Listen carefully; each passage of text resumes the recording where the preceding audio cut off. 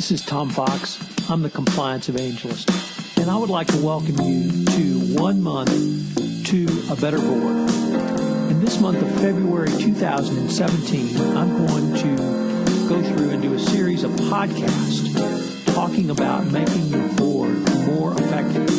I'm going to start out with the legal requirements that a board has around compliance, move into why a board needs a compliance committee and compliance expertise at the board. I'm going to talk about how the CCO should report to the board and questions that a board compliance committee should ask of a CCO. We're going to take a look at some government guidance and business experience around compliance in the board. We're going to talk about some board failures. We're going to talk about how boards do investigations. We're going to look at boards and internal controls.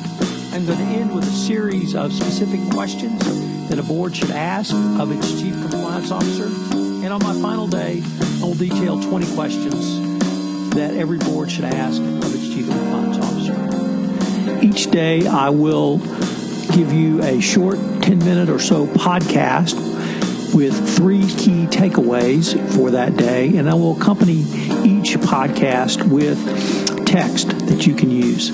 The 20 questions that I referenced will be provided on the final day of February. This is Tom Fox. Thank you very much for joining me on this journey to 1 month to a more effective board. Welcome to Day 8, the Board of Directors, Compliance, Oversight, and Internal Control under Sarbanes-Oxley. I heard James Doty, when he was the acting commissioner of the Public Accounting Oversight Board, or the PCAOB, speak, and he was asked if the board or its subcommittees which handle audit or compliance were part of the board's internal controls. He answered that yes, he believed that one of the roles of either an audit committee, compliance committee, or indeed a full board was to act as an internal control. I'd never thought about the board or a subcommittee of the board as an internal control, but the more I thought about it, the more I realized that this is a key element of any best practices compliance program, to have your board as an internal control. In the FCPA guidance, in the 10 hallmarks of an effective compliance program, there are 2 specific references to the obligations of a board. The first is found in Hallmark 1, which states, within a business organization, compliance begins with the board of directors and senior executives setting the proper tone for the rest of the company. The second is found under Hallmark number 3, entitled Oversight, Autonomy, and Resources, where it discusses that a chief compliance officer should have direct access to an organization's governing authority, such as the board of directors, and committees of the board of directors, such as the compliance committee. Further, under the U.S. sentencing guidelines, a board must exercise reasonable oversight on the effectiveness of a company's compliance program. The Department of Justice's prosecution standards pose the following queries. Do the directors exercise independent review of a company's compliance program? And 2, are the directors provided information sufficient to enableize the exercise of independent judgment? Doty's remarks drove home to me the absolute requirement for a board participation in any best practices or even effective anti-corruption compliance program. Board liability for its failures to perform its assigned functions in any compliance program is well known.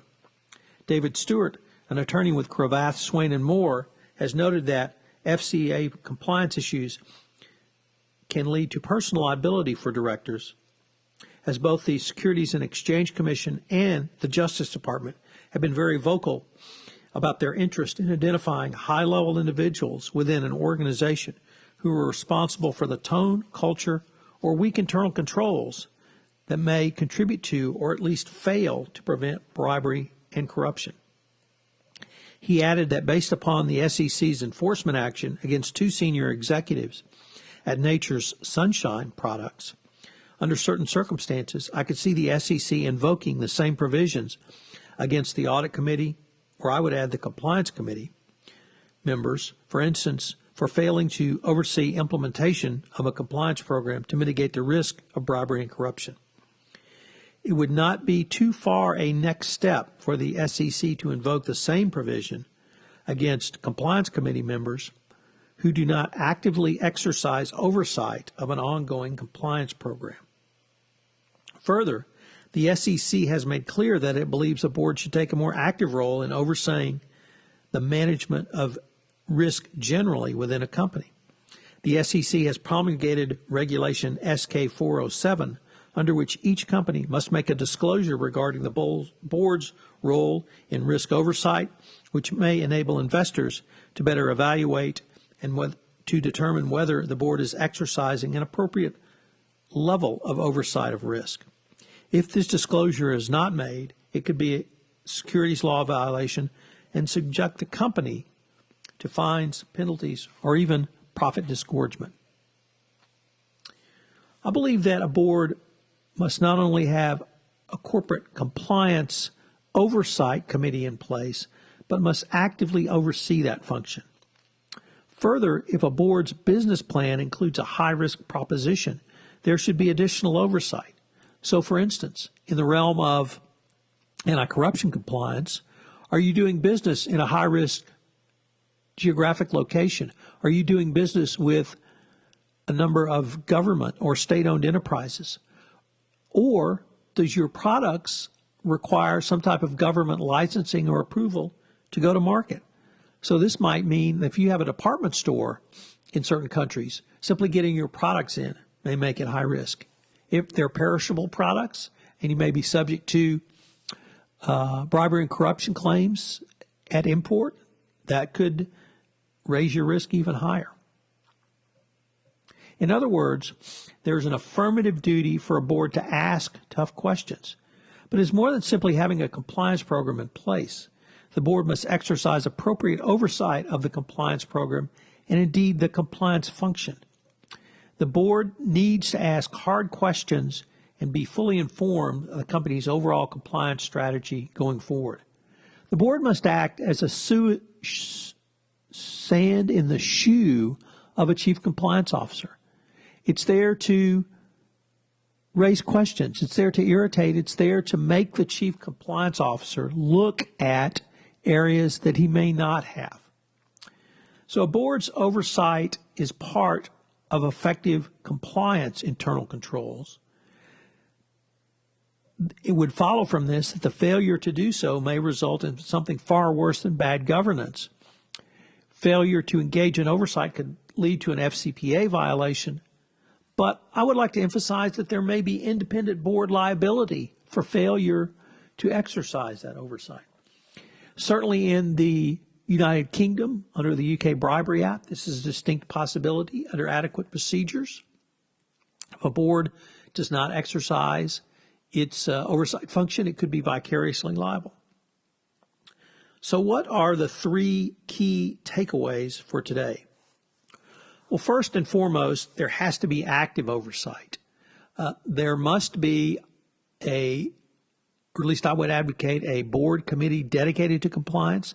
I think it should be moved out of the audit committee and have a separate compliance committee so that there can be, as I've previously noted, compliance expertise so that you can bring to bear those precise compliance oversight resources to the compliance function.